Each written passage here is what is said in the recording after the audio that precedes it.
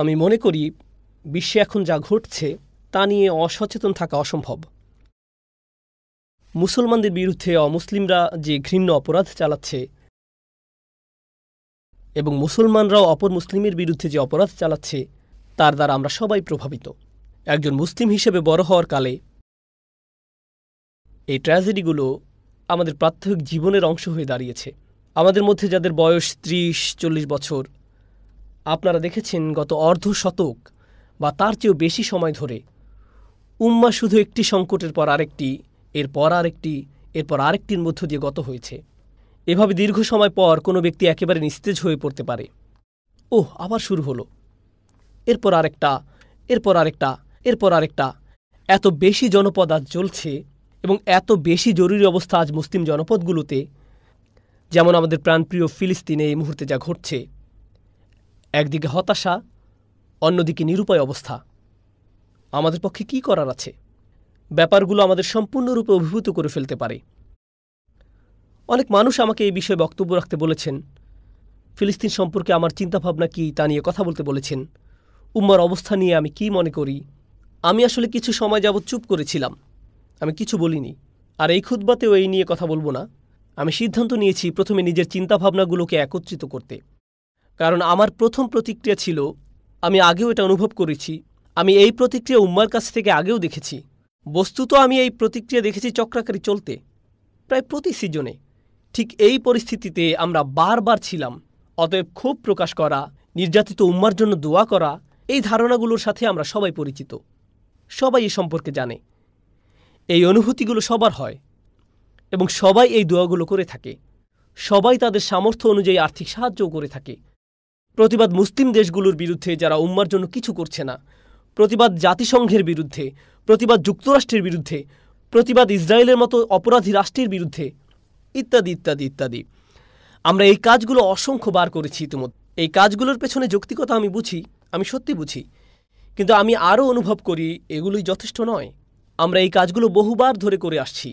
ব্যাপারটা গভীরভাবে কষ্টদায়ক এবং হতাশাজনক যে আমরা ঠিক একই পরিস্থিতিতে আবারও, যদি পরিস্থিতি আরও খারাপ না হয়ে থাকে সময় যাওয়ার সাথে সাথে। তাই আমি শুধু ক্ষোভ প্রকাশ বা একই আবেগের পুনরাবৃত্তি ঘটাতে যাচ্ছি না, কিন্তু একটু পেছনে সরে এসে ভাবা যে একটি উম্মাহ হিসেবে আমাদের কোন ব্যাপারটা নিয়ে চিন্তা করা উচিত। আমার খুতবাগুলো প্রায় সময় গত কয়েক বছর যাবৎ শুধু ব্যক্তিগত ক্ষমতায়ন নিয়ে কথা বলে আসছে। একজন ব্যক্তি কিভাবে তার ঈমানকে শক্তিশালী করবে, একজন ব্যক্তি কিভাবে তার জীবনের আঘাতগুলো কাটিয়ে উঠবেন। কারণ আমাদের ধর্ম একদিকে অত্যন্ত ব্যক্তিগত, এটি সত্যি একজন মানুষকে শক্তিশালী করে তোলে। এটি আপনার ঈমান নিয়ে, আপনার গল্প নিয়ে, আপনার জীবন নিয়ে, আল্লাহর সাথে আপনার সাক্ষাৎ নিয়ে, আল্লাহর বইয়ের সাথে আপনার সম্পর্ক নিয়ে, আল্লাহ রসুলের সাথে আপনার সম্পর্ক নিয়ে সাল্লাল্লাহু আলাইহি সাল্লাম।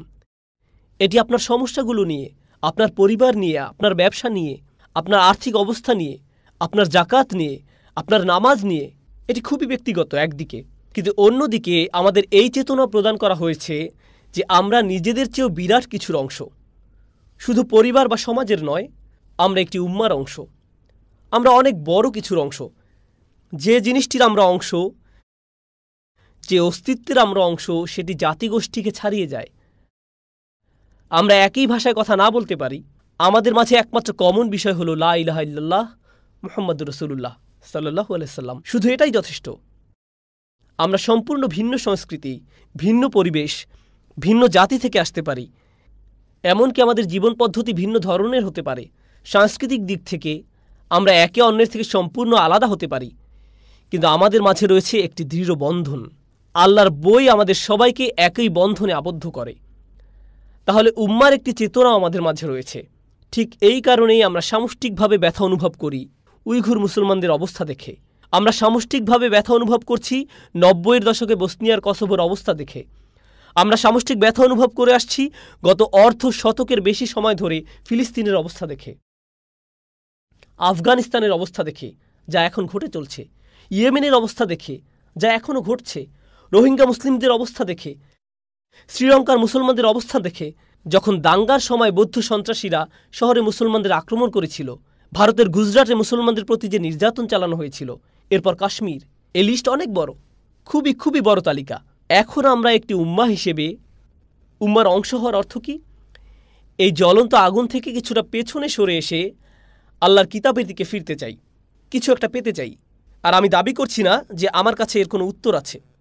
প্রথমে এই বিষয়টা পরিষ্কার করে নিতে চাই, আমাদের কারো কাছে যদি এর জবাব থাকতো তাহলে আমরা এই পরিস্থিতিতে থাকতাম না। তাই কারো কাছে এর জবাব আছে এবং সে জানে কি করতে হবে, এমনটা মনে করা অহংকারপূর্ণ। কিন্তু আমাদের এর উত্তরের জন্য আল্লাহর দিকে ফিরতে হবে, আল্লাহর কিতাবের কাছে ফিরতে হবে। এই খুতবা আসলে এই ব্যাপারটা নিয়ে। একটি উম্মাহ হিসেবে আমাদের নিকট আল্লাহর কিছু প্রত্যাশা আছে। তিনি আমাদের একটি উম্মায় পরিণত করেছেন। এর দ্বারা আসলে কি বোঝায়? উম্মা বানানোর একটি ঘোষণা তিনি সূরা বাকারায় দিয়েছেন। আরও অন্য অনেক স্থানের মাঝে এটা অন্যতম একটা কেন্দ্রীয় স্থান, সূরাতুল বাকারার একেবারে মাঝখানে, যেটি কোরআনের দীর্ঘতম সূরা। তিনি সেখানে ঘোষণা করেছেন, ওয়াকাযালিকা জাআলনাকুম উম্মাতান ওয়াসাতা, এভাবে আমরা তোমাদের একটি মধ্যমপন্থী উম্মায় পরিণত করেছি। অনুবাদে প্রায় সময় উল্লেখ করা হয় মধ্যপন্থী জাতি। ওয়াসাত অর্থ ভারসাম্য, এটি আসলে একটি মাসদার, তাই এর অর্থ হবে এমন জাতি যা ভারসাম্যের গুণে গুণান্বিত। এটা বলা হয়নি যে উম্মাতান মুতাওয়াসসিসাতা, তখন এটা সিফাত হতো, কিন্তু এখানে সিফাতটি মাসদার, আসলে যা অতিরঞ্জিত রূপ। বেশি টেকনিক্যাল না হয়ে বলছি, এর দ্বারা আসলে বুঝায় তোমাদের এমন একটি জাতিতে পরিণত করা হয়েছে, যদি কেউ তোমাদের দিকে তাকায় তখন প্রথম যে জিনিসটি তাদের মাথায় আসবে তা হলো ভারসাম্য। কিছু সময়ের জন্য ব্যাপারটা নিয়ে একটু চিন্তা করুন। আল্লাহ বলছেন আমাকে আপনাকে তিনি এমন একটি উম্মাহ বানিয়েছেন যে উম্মা আসলে প্রায় নিজেই ভারসাম্যের সংজ্ঞা। নিজেই ভারসাম্যের সংজ্ঞা। দুনিয়াতে ভারসাম্য একটি গুরুত্বপূর্ণ বিষয়। এটি আসলে ন্যায় বিচারের সাথে সম্বন্ধযুক্ত। পৃথিবীর যে কোনো বিচার বিভাগে দাড়িপাল্লা দেখতে পাবেন আদালতের একটি প্রতীক হিসেবে। দেখবেন এক অন্ধ মহিলা মূর্তি দাড়িপাল্লা ধরে দাঁড়িয়ে আছে, বা শুধু দাড়িপাল্লা ঝুলানো আছে। কারণ আপনার পক্ষে ন্যায় বিচার পাওয়া সম্ভব নয় যতক্ষণ না ভারসাম্য খুঁজে পাবেন। আর আল্লাহ সুবহানাহু ওয়া তাআলা এমন কি ভারসাম্যের প্রতি নির্দেশ করেছেন, মিজানের কথা কোরআনে এসেছে। তিনি মহাবিশ্বকে ভারসাম্যপূর্ণ করে সৃষ্টি করেছেন। তিনি বলেছেন আস-সামাআ রাফআ ওয়া ওয়াদাআল মিজান, আর তিনি আকাশকে সমুন্নত করেছেন এবং ভারসাম্য স্থাপন করেছেন। আল্লাহ তাতাগাউ ফিল মিজান, যাতে তোমরা দাড়িপাল্লা সীমালঙ্ঘন না করো। অর্থাৎ তোমরা হলে ভারসাম্যপূর্ণ জাতি, তাহলে ভারসাম্য ঠিক রাখা এবং ন্যায় বিচার করা ওতপ্রোতভাবে জড়িত। এখন আমাদেরকে যে মধ্যমপন্থী উম্মত বানানো হয়েছে, এই ঘোষণাটি কোথায় এসেছে? এটি সূরাতুল বাকারার এমন এক স্থানে এসেছে যা গভীর ভাবনার দাবি রাখে। আমাদের পূর্বে আসা এক জাতি সম্পর্কে আল্লাহ কথা বলছেন, যাদেরকে বই দেয়া হয়েছিল। ঠিক যেমন আমরা একটি জাতি এবং আমাদেরকেও একটি বই দেয়া হয়েছে। তাদেরকে একটি কিতাব দেয়া হয়েছিল, তারা তাদের কিতাবের সাথে বহু শতাব্দী পার করেছে। আর আজ 2021 সাল, আজ যখন আমরা তাদের সম্পর্কে পড়ছি, আমাদেরকেও একটি কিতাব দেয়া হয়েছে, আর আমাদের উপরও বহু শতাব্দী পার হয়ে গেছে। তাহলে আমাদের এবং তাদের মাঝে একটা কমন বিষয় রয়েছে। তাদেরকে একটি বই দেয়া হয়েছে, আর তারা এর সাথে অনেক শতাব্দী অতিক্রম করেছে। আমাদেরকেও একটি বই দেয়া হয়েছে, আর আমরাও এর সাথে অনেক শতাব্দী অতিক্রম করেছি। তারপর আল্লাহ বলছেন, এই কিতাবের মাধ্যমে একতাবদ্ধ হয়ে নিজেদের শক্তিশালী করার বিপরীতে তারা নিজেদের মাঝেই বিভক্তি তৈরি করল, পরস্পর সংঘর্ষে লিপ্ত হল এবং পরস্পরকে হত্যা করল। আর তারা তাদের কিতাবের জ্ঞানকে ব্যবহার করল এক গ্রুপের উপর অন্য গ্রুপের শ্রেষ্ঠত্ব প্রতিষ্ঠা করার কাজে। ওমা তাফাররাকু ইল্লা মিন বাদি মা জাআহুমুল ইলম বাগিয়াম বাইনাহুম, তারা মতভেদ করেনি জ্ঞান আসা ব্যতীত, বিশেষ করে জ্ঞান আসার পর এক দলকে অন্য দলের উপর বড় করে তোলার ব্যাপারে তারা মতভেদে জড়িয়ে পড়ল। সুতরাং জ্ঞান ব্যবহার করা হলো এই দল সেই দলের মতকে খণ্ডন করার জন্য। এই দলের লোকেরা কাফের না ওই দলের লোকেরা কাফের, এই দলের রক্ত হালাল না ওই দলের রক্ত হালাল। আমাদের আগের জাতির লোকেরা এগুলো করত। তিনি পরিষ্কার জানিয়ে দিয়েছেন কোনটা হালাল আর কোনটা হারাম, কিন্তু তারা আল্লাহর আদেশের সাথে মশকরা করল। জাস্ট আমাকে এমন একটি উপায় বলে দিন যেন আমাকে এটা মানতে না হয়, আর আমি নিজেকে যেন দোষ না দিয়ে থাকি। আল্লাহ এই জাতি সম্পর্কে আরও বলছেন, যখন তাদেরকে এই কিতাব দেয়া হয়েছে, কেউ যখন তাদেরকে এই কিতাবের কথা মনে করিয়ে দিত, তারা তাদের বিরুদ্ধে যুদ্ধ ঘোষণা করত। যুদ্ধ ঘোষণা করত। আল্লাহ তাদের মুনাফিকি সম্পর্কে বলেছেন, তারা কোনো ধরনের দ্বিধাদ্বন্দ্ব ছাড়াই একে অন্যর রক্ত ঝরাত। তাদের বিশাল এক দায়িত্ব দেয়া হয়েছে, তারা তো একটা উম্মাহ ছিল। আমাদের রাসূল সাল্লাল্লাহু আলাইহি সাল্লাম বলেছেন উম্মার একটি শরীরের মতো হওয়ার কথা। তাই আল্লাহ তাদেরকে বললেন, লা তুসফিকুনা দিমাআকুম ওয়ালা তুখরিজুনা আনফুসাকুম মিন দিয়ারিকুম, তোমরা একে অন্যের রক্ত ঝরাবে না। তিনি সেই সময়ের মুসলমানদের এই কথা বললেন। তিনি তাদেরকে বললেন, তোমরা একে অন্যের রক্ত প্রবাহিত করবে না এবং পরস্পরকে স্বদেশ থেকে বহিষ্কার করবে না। তোমরা একে অন্যকে নিজেদের বাড়ি থেকে বহিষ্কার করবে না। সুম্মা আকরারতুম, অতঃপর তোমরা সবাই তা মেনে নিয়েছিলে। ওয়া আনতুম তাশহাদুন, এবং তোমরা ওর সাক্ষী ছিলে। সুম্মা আনতুম হাউলাই তাকতুলুনা আনফুসাকুম, অতঃপর তোমরাই তো তারা যারা নিজেদেরকে হত্যা করেছ। ওয়া তাখরুজুনা ফারিকাম মিনকুম মিন দিয়ারিহিম, এবং তোমাদের মধ্য থেকে একটি দলকে তাদের গৃহ থেকে বের করে দিচ্ছ। তাযাহারুনা আলাইহিম বিল ইসমি ওয়াল উদওয়ান, তোমরা নিজেরা তাদের বিরুদ্ধে অন্যায় ও সীমালঙ্ঘন করে পরস্পরের সহযোগিতা করেছ। অর্থাৎ তোমরা মুসলমানরা, মানে সেই সময়ের ইসরায়েলিরা, আক্রমণাত্মক পদক্ষেপ নিচ্ছ অন্য মুসলমানদের বিরুদ্ধে, সেই সময়ের আরেক ইসরায়েলিদের বিরুদ্ধে। এরপর এই সব কিছুর উপরে যখন তারা এই অন্যায় কাজে নিয়োজিত ছিল, একদল বিশ্বাসী অন্য আরেক দল বিশ্বাসীর বিরুদ্ধে যখন পরিস্থিতি একেবারে খারাপ হয়ে পড়েছিল, যখন মুসলমানরা একে অন্যের বিরুদ্ধে লড়াই করে, তখন কি হয়? আগের দিনে যখন ইসরায়েলিরা পরস্পর যুদ্ধে লিপ্ত হয়েছিল, তাদের সাম্রাজ্য দুর্বল হয়ে পড়েছিল। তখন বাইরের জাতির লোকেরা তাদের উপর আক্রমণ চালিয়েছিল, কারণ তাদের শক্তি ক্ষয় হয়ে গিয়েছিল পারস্পরিক যুদ্ধে। আর যখনই কোনো জাতি দুর্বল হয়ে পড়ে, তখন অন্য জাতি এর সুযোগ গ্রহণ করে। এমনটাই ঘটে। কোনো জাতিকে দুর্বল করার সবচেয়ে কার্যকরী উপায়, রাশিয়ানরা বর্তমানে যুক্তরাষ্ট্রের ব্যাপারে এটা ভালো বুঝে, কোনো জাতিকে দুর্বল করার সবচেয়ে কার্যকরী উপায় হলো নিজেদের মাঝে দ্বন্দ্ব সংঘাত বাঁধিয়ে দেয়া, ঠিক কিনা?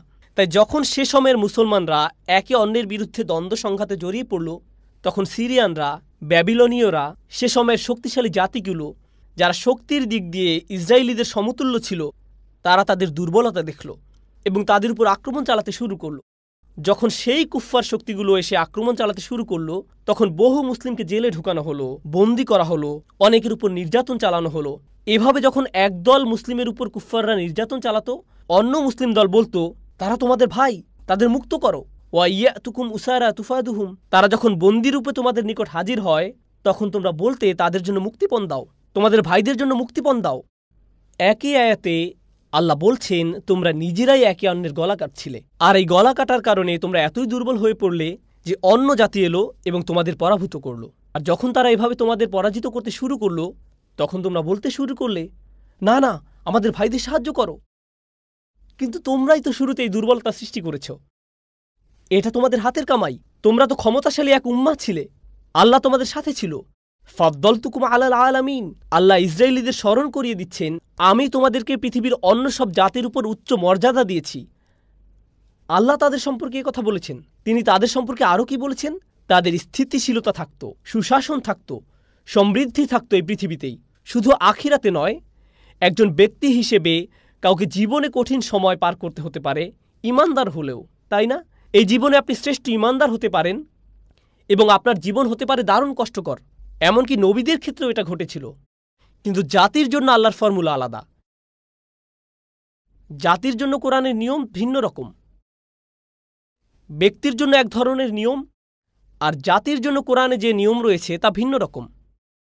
আল্লাহ বলেন, ওয়ালাউ আন্নাহুম আকামুত তাওরাতা ওয়াল ইনজিল লা আকালু মিন ফাওকিহিম ওয়া মিন তাহতি আরজুলিহিম, তারা যদি তাওরাত, ইনজিল আর তাদের প্রতিপালকের নিকট থেকে যা তাদের প্রতি অবতীর্ণ হয়েছে তার নিয়ম বিধান প্রতিষ্ঠিত করত, তাহলে তাদের উপর থেকে আর তাদের পদতল থেকে আহার্য পেত। রিজিকের দরজা বন্যার বাঁধের ন্যায় খুলে দেওয়া হতো। আল্লাহর নিরাপত্তা এবং তার রহমত তাদের প্লাবিত করে ফেলত। আল্লাহ কি বলছেন? তাদের দুর্দশায় পতিত হওয়ার কারণ কি ছিল? তারা আল্লাহর কিতাব পরিত্যাগ করেছিল। তাদের দুর্দশাটা কি ছিল? আল্লাহ ধাপে ধাপে তা সূরাতুল বাকারায় তুলে ধরেছেন।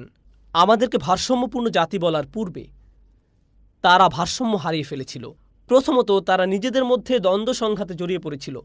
নিজেদের মধ্যে এত বেশি সংঘাত হয় যে তারা দুর্বল এবং নগণ্য হয়ে পড়েছিল।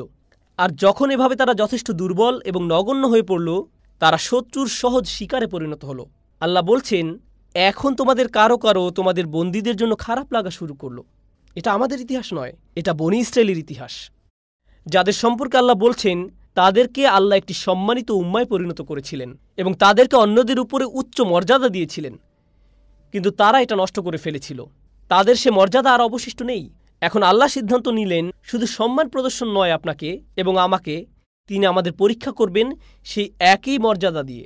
কেন সূরার অর্ধেক অংশে তাদের ব্যর্থতার কথা আলোচনা করা হয়েছে এবং এরপর আমাদের উদ্দেশ্য করে বলা হয়েছে, আমি তোমাদেরকে একটি ভারসাম্যপূর্ণ জাতি হিসেবে সৃষ্টি করেছি? তার কারণ হল, তাদের মতো বিশৃঙ্খলা সৃষ্টি করো না, তোমাদের অবস্থা যেন তাদের মতো না হয়। কারণ ওয়ালান তাজিদা লিসুন্নাতিল্লাহি তাবদীলা, আর তুমি আল্লাহর রীতিতে কখনোই কোনো পরিবর্তন পাবে না। আল্লাহর ফর্মুলা একই। আল্লাহ এই দুনিয়ায় একটি রীতি সৃষ্টি করেছেন। যখন মাটিতে কোনো বীজ বুনবেন এবং এর উপর পানি দিবেন, ভালো মাটি দিবেন, সূর্যের আলোর ব্যবস্থা করে দিবেন, তখন একটি চারা গাছের জন্ম নিবে। এটাই আল্লাহর সুন্নাহ। মাটি গাছের জন্ম দেয়নি, পানি গাছের জন্ম দেয়নি, সূর্য গাছের জন্ম দেয়নি। কিন্তু আপনি যদি এই প্রক্রিয়া অনুসরণ করেন, তাহলে আল্লাহর সুন্নাহ হলো তিনি একটি গাছকে জন্ম নেওয়ার অনুমতি দিবেন। কিন্তু যদি পানি না দেন, যদি ভালো বীজ না বুনেন, চারা গাছটির মৃত্যু হবে। এটাও আল্লাহর সুন্নাহ। আল্লাহ এভাবে এই দুনিয়ায় হুকুম বাস্তবায়ন করে থাকেন। এটা হলো একটি গাছ বড় করার সুন্নাহ। কিন্তু বিশ্বাসী একটি জাতির উত্থান, পতন, শক্তিমত্তা, দুর্বলতা কখন দেখা দিবে, তার জন্যও আল্লাহর একটি সুন্নাহ বর্তমান আছে। আমাদের পক্ষে এমনটি চিন্তা করা অসম্ভব যে আমাদের ব্যাপারটা ব্যতিক্রম এবং আমাদের পূর্বের জাতির ক্ষেত্রে যা হয়েছিল আমাদের ক্ষেত্রে তা হবে না। কারণ আমরা স্পেশাল, কারণ আমরা বিশেষ অনুগ্রহপ্রাপ্ত। আমি আমার বক্তব্য দ্বারা এই মুহূর্তে যারা ভোগান্তির শিকার হচ্ছেন, কোনোভাবেই তাদের কষ্টকে ছোট করে দেখছি না এবং কোনোভাবেই তাদের দোষ দিচ্ছি না যে আল্লাহ তাদের এই পরীক্ষায় ফেলেছেন কারণ তারা বনী ইসরায়েলদের মতো হয়ে গেছে। আমি যা বলতে চাচ্ছি তার উল্টো বুঝবেন না। আমরা একটি উম্মাহ হিসেবে আমাদের আচরণ, আমাদের চারিত্রিক বৈশিষ্ট্য, আমরা যেভাবে আচরণ করি, আমরা যেভাবে নিজেদের দেখি, যদি আয়নায় ভালো করে তাকান, শুধু নিজের প্রতি নয়, একটি জাতি হিসেবে নিজেদের প্রতি, এবং আল্লাহ ইসরায়েলীদের যে ব্যাপারগুলোর সমালোচনা করেছেন, তিনি তাদের কোন কোন ব্যাপারগুলোর সমালোচনা করেছেন যা তাদের থেকে পছন্দনীয় জাতির মর্যাদা দুরূহিত করে দিয়েছিল, যদি সৎ দৃষ্টিতে তাকাই, তাহলে আমার আপনার জন্য দুই জাতির মধ্যে একই সাদৃশ্য দেখতে না পাওয়া বড়ই কঠিন হবে, খুবই কঠিন হবে, বিশাল চ্যালেঞ্জের ব্যাপার হবে। তাই যখন তিনি বলছেন ওয়াকাযালিকা জাআলনাকুম উম্মাতান ওয়াসাতা, এরপর তিনি কি বলছেন? লিতাকুনু শুহাদা আলান নাস, যাতে তোমরা মানুষের উপর সাক্ষী হও। ভারসাম্যপূর্ণ জাতির তো এমন হওয়ার কথা। তারা আল্লাহর কিতাবের সাথে অবজ্ঞাপূর্ণ আচরণ করে না, তারা ন্যায়পরায়ণতার গুণে গুণান্বিত, তারা ঐক্যবদ্ধ জাতি, তাদের একের জন্য অন্যের রয়েছে চিরন্তন ভালোবাসা। শুধু তখন নয় যখন মানুষের শরীর থেকে রক্ত ঝরে, শুধু তখন নয় যখন তারা নির্যাতিত হয়, কারণ এটা মুনাফিকি, এটা আসলেই মুনাফিকি সুলভ আচরণ। ওহ, আমাদের ভাইদের শরীর থেকে রক্ত ঝরছে ফিলিস্তিনে। যখন মসজিদে ছিলেন, আপনি এসেছেন বাংলাদেশ থেকে, কেউ একজন মালয়েশিয়া থেকে, কেউ একজন চীন থেকে, কেউ একজন সেনেগাল থেকে, কেউ একজন ফিলিস্তিন থেকে, একজন সৌদি থেকে, একজন পাকিস্তান থেকে, কেউ একজন হয়তো ভারত থেকে, আর আপনারা তখন কে ইমাম হবে সেটা নিয়ে ঝগড়া করছিলেন। তখন উম্মার জন্য ভালোবাসা কোথায় ছিল? আপনার জাতীয়তা কি মুখ্য হয়ে দেখা দেয় না অন্য সব কিছুতে? আপনার পক্ষপাতিত্বকে অন্য সব কিছুতে মুখ্য হয়ে দেখা দেয় না? কিন্তু যখন ওয়াইয়াতুকুম উসারা তুফাদুহুম, কেউ একজন বিপদে পড়লে হঠাৎ করে আমরা এক উম্মাহ, অন্য সব কিছুতে আমাদের এক উম্মাহ হওয়ার ব্যাপারটা কোথায় গেল?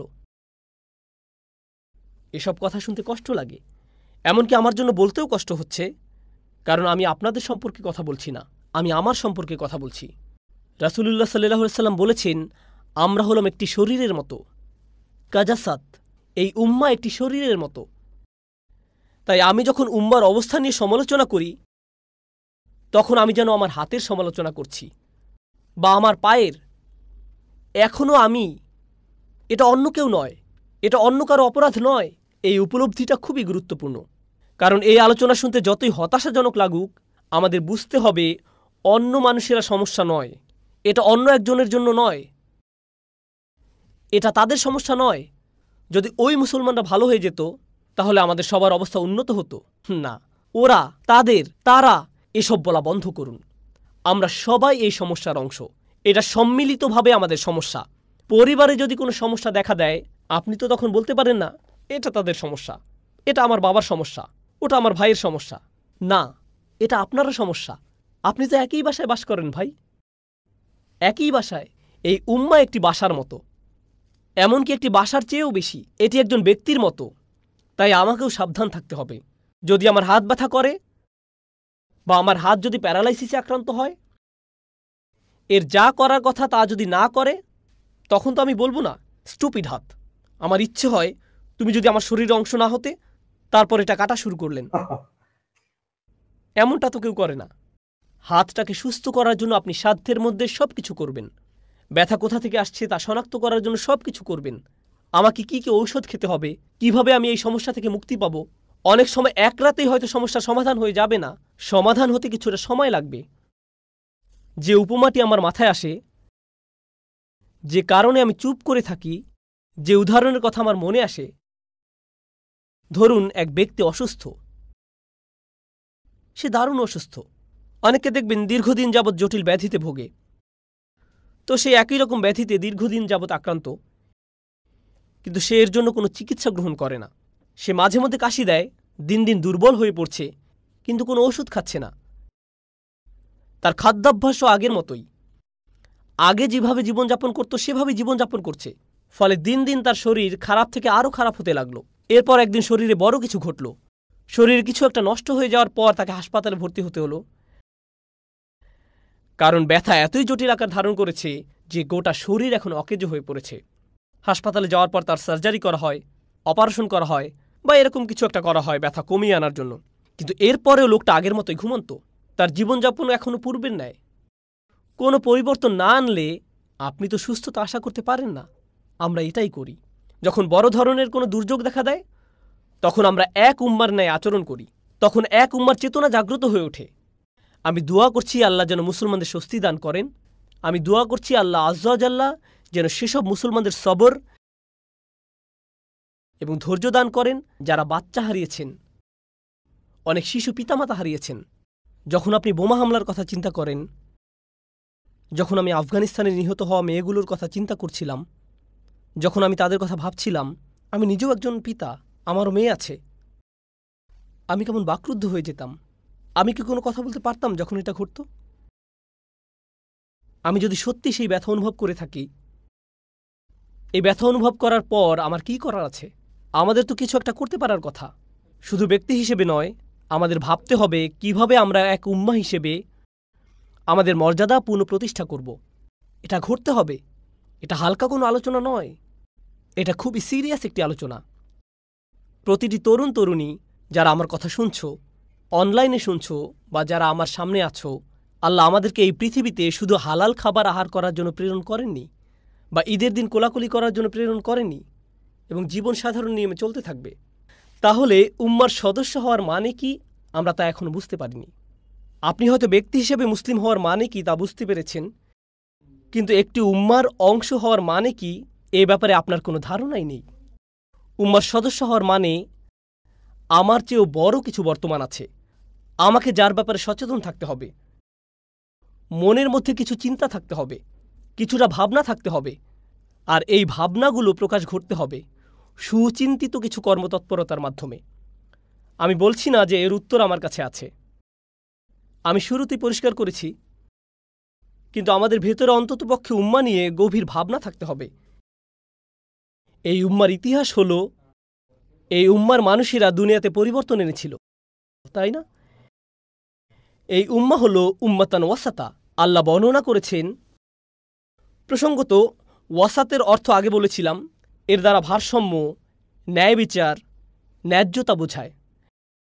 ব্যাপারটা হলো সব কিছুতে আপনি দেখবেন সমস্যা দেখা দেয় চরমপন্থার কারণে। যখন ধনীরা চরম ধনী হয়ে যায়, যখন গরিবরা একেবারে গরিব হয়ে পড়ে, সরকার যখন মারাত্মক কর্তৃত্বপরায়ণ হয়ে পড়ে, তখন দেশে সমস্যা দেখা দেয়। মানুষ যখন চরম নৈরাজ্যবাদী হয়ে পড়ে, এটাও দেশের জন্য সমস্যা। মাত্রাতিরিক্ত নিয়ন্ত্রণে সমস্যা দেখা দেয়, আবার মাত্রা অতিরিক্ত স্বাধীনতায় সমস্যা দেখা দেয়। যেখানেই যান ভারসাম্যের অভাব, সব জায়গায় ভারসাম্যহীনতা। পারিবারিক জীবনে ভারসাম্যের অভাব, ব্যক্তি জীবনে ভারসাম্যের অভাব, রাষ্ট্রীয় জীবনে ভারসাম্যের অভাব, আমাদের চারপাশে ভারসাম্যহীনতা। আর আল্লাহ বলছেন তিনি এমন এক জাতি তৈরি করেছেন যে জাতি নিজেই ভারসাম্যের গুণে গুণান্বিত। আল্লাহ যখন বলেছেন লিতাকুনু শুহাদা আলান নাস, যেন তোমরা সমগ্র মানবজাতির উপর সাক্ষী হতে পারো, মানবজাতি যখন খুঁজবে কোথায় ভারসাম্য, এটা কি শুধু একটা বিমূর্ত ধারণা যা মানুষের পক্ষে কোনোদিন অর্জন করা সম্ভব নয়? না, পৃথিবীতে এমন একটি জাতি আছে যারা ভারসাম্যের গুণে ভূষিত। ন্যায় বিচার তো এমনই হওয়ার কথা। সামঞ্জস্যপূর্ণ হওয়ার মানে তো আসলে এটাই। উদ্দেশ্যপূর্ণ জীবন তো এমনই হওয়ার কথা। আমাদের দেখতে কি এমন দেখায় এখন? এই আয়াত পড়ে কি আমরা নিজেদের উপর সন্তুষ্ট থাকব যে আমি তোমাদেরকে ভারসাম্যপূর্ণ উম্মত বানিয়েছি? আমরা কি নিজেদের দিকে তাকিয়ে বলি, আলহামদুলিল্লাহ, আমাদের প্রচুর ওয়াসাত রয়েছে, আমরা একটি ভারসাম্যপূর্ণ জাতি? আমাদের মাঝে ভারসাম্য নেই। অধিকন্তু তিনি আমাদের উপর একটি দায়িত্বও দিয়েছেন, যাতে তোমরা মানুষের উপর সাক্ষী হও। আমরা মানুষের উপর সাক্ষী হব, আর রসুল সাল্লাল্লাহু আলাইহি সাল্লাম আমাদের উপর সাক্ষী হবেন। শাহাদা আলান নাস এবং শাহাদাতু রসুলুল্লাহ সাল্লাল্লাহু আলাইহি সাল্লাম। এই ভারসাম্য মানবজাতিকে আমাদেরই দেখানোর কথা, কারণ একটি উম্মাহ হিসেবে আল্লাহ এই দায়িত্ব আমাদের প্রদান করেছেন। একটি জাতি হিসেবে আমাদের এই কাজ করার কথা, কারণ শেষ বিচারের দিন রসুল সাল্লাল্লাহু আলাইহি সাল্লাম সাক্ষী দিবেন তিনি এই উম্মাহকে ভারসাম্যপূর্ণ করে রেখে গিয়েছিলেন। তিনি তাদের প্রতি এই হুকুম জারি করে গিয়েছিলেন এবং তারা সেটা বুঝতে পেরেছিল। সুতরাং বিচারের দিন মানবজাতি সাক্ষ্য দিবে আমরা আমাদের দায়িত্ব ঠিকভাবে পালন করেছি কিনা। আমরা তো বিশ্বকে দেখাইনি ভারসাম্য দেখতে কেমন, তাই মানবজাতি আমাদের বিরুদ্ধে সাক্ষ্য দেওয়ার সুযোগ পেয়ে যাবে। আমরা কেন ইসলামের প্রতি আকৃষ্ট হব তারা বলবে কেন এই নবী সম্পর্কে সুধারণা করব, বা তার কিতাব সম্পর্কে। তোমরা এই মানুষগুলোকে দেখেছ, তারা কেমন ছিল? তাদের দেশগুলো কেমন ছিল? তাদের দেশগুলো ছিল বিশ্বের সবচেয়ে দুর্নীতিগ্রস্ত দেশগুলোর অন্যতম। তাদের ব্যবসায়ীরা ছিল দুনিয়ার অন্যতম অসৎ প্রকৃতির এবং দুর্নীতিপরায়ণ ব্যবসায়ী। জীবনে আমি শুধু একবার প্রতারিত হয়েছি, আর তা হয়েছে একজন মুসলিম দ্বারা। এদের কি ভারসাম্যপূর্ণ হওয়ার কথা? কোন কারণে আমি তাদের ধর্মের প্রতি আকৃষ্ট হব? কেন আমি এর প্রতি আকর্ষণ অনুভব করব? কেন আমি এদের সাথে সম্পর্ক রাখব? এদেরকে দেখেছি আমি সবচেয়ে গোরামিপূর্ণ আচরণ করতে, সবচেয়ে বর্ণবাদী আচরণ করতে। সবচেয়ে নিন্দুক প্রকৃতির কিছু মানুষ, সবচেয়ে নিষ্ঠুর প্রকৃতির কিছু মানুষ আমি এদের মাঝে দেখেছি। আর এরা সবসময় আত্মকলহে লিপ্ত থাকত। মানবজাতি একটি গ্রুপ হিসেবে আমাদের বিরুদ্ধে সাক্ষ্য দিতে পারে, এবং রসুলুল্লাহ সাল্লাল্লাহু আলাইহি সাল্লামের একটি কেস থাকবে আমাদের বিরুদ্ধে, কারণ তিনি আমাদের রেখে গেছেন তার মিশন চালু রাখার জন্য। তিনি বিশ্বকে দেখিয়ে গেছেন উম্মাতান ওয়াসাতা হওয়ার অর্থ কী। তিনি দেখিয়ে গেছেন, তিনি মক্কা বিজয় করেছিলেন। আমরা সেই দায়িত্ব এগিয়ে নিয়ে যাচ্ছি।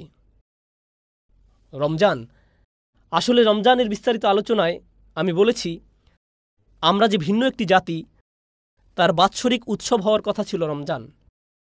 আমরা এখন উম্মাতান ওয়াসাতা। ইহুদিরা আমাদের থেকে ভিন্ন দিনে রোজা রাখত।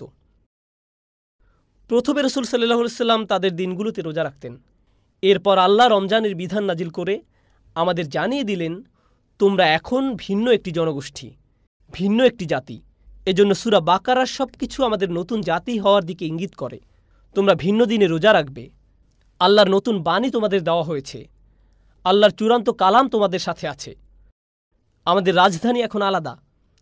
আমাদের ধর্মীয় রাজধানী পরিবর্তিত হয়ে গেছে। সূরা বাকারার সব কিছু আসলে আমাদের নতুন জাতি হওয়া সম্পর্কে, ভারসাম্যপূর্ণ জাতি হওয়া সম্পর্কে। আমাদের তো এমনই হওয়ার কথা ছিল। দায়িত্বের এই চেতনা এমন কিছু কাজের মাধ্যমে প্রকাশিত হওয়া উচিত যা দেখে আল্লাহ আমাদের উপর সন্তুষ্ট হয়ে যাবেন। এই উদ্দেশ্যের চেতনা, এবং আমাদের প্রত্যেককে আমি যুক্তি দেখাবো, উম্মাহ যখন সুসংহত থাকবে তখন একজন ব্যক্তিও এই উদ্দেশ্যের চেতনা থেকে মুক্ত থাকবে না। আমাদের প্রত্যেকের কিছু কিছু অবদান রাখার আছে এই লক্ষ্যের প্রতি। আর আমরা যদি এমনকি আমাদের ঘরের মানুষ ছাড়া আর কাউকে প্রভাবিত করতে না পারি, তাহলে আমরা অন্তত আমাদের সন্তানদের এমনভাবে গড়ে তোলা উচিত যেন তারা এই লক্ষ্যের প্রতি অবদান রাখতে পারে। সেই ধরনের উম্মাহ হওয়ার লক্ষ্যের প্রতি সে ধরনের সন্তান আমাদের গড়ে তুলতে হবে। আমরা যদি নিজেদেরকে কিছুটা মুক্ত করতে পারি এমন সন্তান বড় করা থেকে, যার জীবনের একমাত্র লক্ষ্য হলো একটি চাকরি পাওয়া, নতুন গাড়ি কিনে পরিবারকে গর্বিত করা। আমরা সন্তানদেরকে বড় করি জাঁকজমকপূর্ণ বিয়ের অনুষ্ঠান করার জন্য। এগুলোই লক্ষ্য। এর চেয়ে বড় কোনো লক্ষ্য আমাদের থাকে না। আমাদের শিশুদের মাথায় একটি মিশনের চেতনা ঢুকিয়ে দিন। তারা শুধু আপনার নামের শেষাংশ বহন করছে না, এসব করবে অন্য জাতির মানুষেরা। আমাদের প্রজন্ম, আমাদের সন্তানদের রসুলুল্লাহ সাল্লাল্লাহু আলাইহি সাল্লামের মিশন বহন করে সামনে এগিয়ে যেতে হবে। তাদের এক উম্মার চেতনা বহন করতে হবে। এটা অনেক বড় একটা জিনিস প্রজন্মের পর প্রজন্ম ধরে হস্তান্তর করার জন্য। নিজেদের অবস্থা আমাদেরকে পুনরায় খতিয়ে দেখতে হবে। এই ভারসাম্য আমরা কোথায় হারিয়ে ফেলেছি? আমরা কি ইসরায়েলিদের মতো হয়ে গিয়েছি? আল্লাহ যার বর্ণনা দিয়েছেন যে তারা নিজেদের কঠিন পরীক্ষায় পতিত অবস্থায় পেয়েছিল, এটা শুধু আমার কথা নয়। সূরা বাকার আপনি নিজেই পড়ে দেখুন, খোলা অন্তরে পড়ে দেখুন। আল্লাহ কেন তাদের সম্পর্কে কথা বলেছেন? এই জন্য না যে আমরা যেন ইসরায়েলিদের অভিশাপ দিতে পারি। সাহাবারা বলতেন তিনি নাজিল করেছেন তাদের সম্পর্কে আর কথা বলেছেন আমাদের উদ্দেশ্যে। সাহাবারা এটাই বলতেন, নাজিলকৃত ঘটনাগুলো তাদের, কিন্তু শিক্ষাগুলো আমাদের জন্য। এমনকি কুরআনেও ব্যাপারটা পরিষ্কার করে তুলে ধরা হয়েছে। এই সূরার একেবারে শেষে এসে আমরা আল্লাহর নিকট দোয়া করি এই বলে, রব্বানা লা তাহমিল আলাইনা ইসরান কামা হামালতাহু আলাল্লাযীনা মিন ক্বাবলিনা, এবং আমাদের উপর এমন দায়িত্ব অর্পণ করো না যেমন আমাদের পূর্ববর্তীদের উপর অর্পণ করেছ। অন্য কথায় আমরা বুঝতে পেরেছি আমরা এমন কোনো দায়িত্বের বোঝা বহন করে চলছি যা আমাদের পূর্বে আসা লোকদেরও প্রদান করা হয়েছিল। আমরা আশা করছি আমরা যেন এই দায়িত্ব পালনে ব্যর্থ না হই, আমরা যেন গুলিয়ে না ফেলি যেভাবে তারা গুলিয়ে ফেলেছিল। আমরা যেন মর্যাদাবান একটি উম্মাহ হিসেবে আবার প্রতিষ্ঠিত হতে পারি, যে উম্মাহ সবার আগে আল্লাহর জন্য দাঁড়িয়ে যাবে। কিয়ামতের দিন সবার আগে আমরা যেন রাসূলুল্লাহ সাল্লাল্লাহু আলাইহি ওয়াসাল্লামের সাক্ষীর উপযুক্ত হই। এর ফলশ্রুতিতে আমরা এমন এক জনগোষ্ঠীতে পরিণত হব, আমাদের এমন উম্মাহ হওয়ার সামর্থ্য আছে। আমি বলছি না যে দিন দিন পরিস্থিতি শুধু খারাপ হবে, আমি এটা বিশ্বাস করি না। আবার জেগে ওঠার পুরোপুরি সামর্থ্য আমাদের আছে। এই উম্মার উপর আল্লাহর অগণিত রহমত আছে, এর রয়েছে প্রচুর সম্ভাবনা। আমি দৃঢ়ভাবে বিশ্বাস করি শুধু এক প্রজন্মই উম্মার চেহারা একেবারে পাল্টে দিতে পারে। এক প্রজন্মের মাধ্যমেই আমরা পৃথিবীর চেহারা পাল্টে দিতে পারি। এটা অসম্ভব নয়, সমগ্র বিশ্ব জুড়ে আমরা এটা করতে পারব। শুধু এক জায়গায় নয়, সারা দুনিয়া জুড়ে এটা খুবই সম্ভব। আমাদের এই বিশ্বাস থাকতে হবে। আমরা যদি ব্যাপক কোনো পরিবর্তন না আনতে পারি, যদি শুধু রক্ত বের হওয়ার ক্ষতগুলো মেরামত করতে থাকি এখানে সেখানে, এই মুহূর্তে, আমাদের যা যা করার তা তো করতে হবে। কিন্তু আপনার তো দীর্ঘমেয়াদী প্রজন্মের পর প্রজন্ম নিয়ে একটা পরিকল্পনা থাকতে হবে। আমাদের শুধু পরবর্তী মাস বা পরবর্তী বছর নিয়ে পড়ে থাকলে হবে না, এখন থেকে 100 বছর নিয়ে চিন্তা করতে হবে। এখন থেকে কমপক্ষে আগামী 50 বছর বা সামনের 100 বছর নিয়ে চিন্তা করতে হবে। একটি উম্মাহ হিসেবে আমরা নিজেদের কোথায় দেখতে চাই এবং সেই লক্ষ্য অর্জনে আমাদের কিভাবে কাজ করতে হবে। আপনার যদি সেই দীর্ঘমেয়াদী ভিশন না থাকে, তাহলে নিজেদের উন্নতি আমরা এমনকি শুরুও করতে পারবো না। আল্লাহ আযজা ওয়া জাল্লা আমাদেরকে ভীষণওয়ালা মানুষে পরিণত করুন, লক্ষ্য নিয়ে চলা মানুষে পরিণত করুন। আল্লাহ আযজা ওয়া জাল্লা আমাদের থেকে পারস্পরিক মতবিরোধ দূর করে দিন এবং আল্লাহ রসুল সাল্লাল্লাহু আলাইহি সাল্লামের ভালোবাসা, আল্লাহর কিতাবের প্রতি আনুগত্য তিনি যেন এত বেশি পরিমাণে বাড়িয়ে দেন যে আমাদের মত পার্থক্যগুলোকে আমরা যেন উপেক্ষা করতে পারি এবং নিজেদের মাঝে ঐক্য গড়ে তুলতে পারি। আমরা যেন উম্মার অন্তরের সত্যিকারের ভালোবাসা, মমতা এবং ঐক্য পেতে সমর্থ হই। ফলশ্রুতিতে আমরা যেন এমন উম্মায় পরিণত হতে পারি যে উম্মার পক্ষে রাসূলুল্লাহ সাল্লাল্লাহু আলাইহি সাল্লাম কিয়ামতের দিন সাক্ষ্য দিবেন।